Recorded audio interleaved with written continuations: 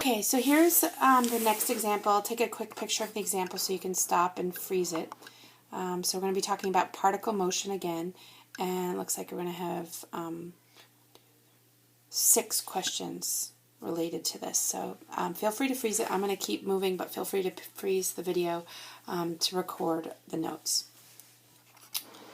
So, alright, so here we start with. The first one is find displacement over the first 5 seconds. So we know that displacement is time plus delta t minus f at t. Okay, so we're going to do 5 seconds to 0 seconds. So basically we need to take, in order to find out what this is, we're going to take s at 5 and then subtract s at 0. So if I plug 5 into the function, it's going to give me 5 squared minus 3 times 5 plus 2 minus 0 squared minus 0 plus 2, or minus 2.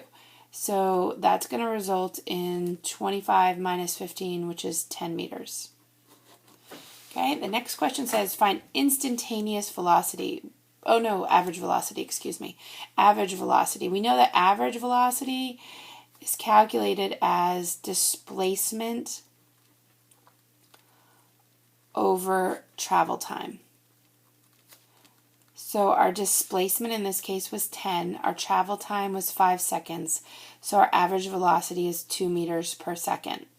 Alright, instantaneous velocity when t equals 4. We know that in order to do instantaneous velocity, we know we need the derivative of the position graph. So we know the derivative is 2t minus 3, and then the velocity evaluated at 4 is going to be 2 times 4 minus 3, which is going to be 8 minus 3, which is going to be 5.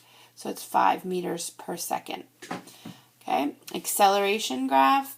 Well, we know velocity is 2t. If I take the derivative of 2t minus 3, it's just 2. So the acceleration for all particles is always 2.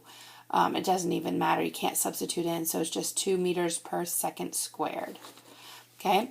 And at what values of t does the particle change direction? It's going to change direction when your velocity graph is equal to 0.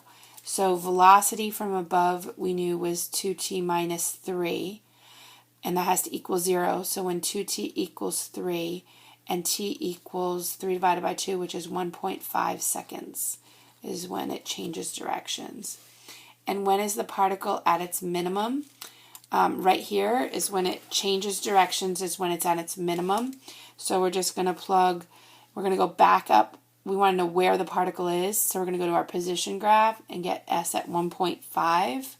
So s at 1.5 is going to be 1.5 squared minus 3 times 1.5 plus 2. And let's see, I punched that in on the calculator and I got negative 0.25 meters. Okay, so that would be our answer to that question. Okay.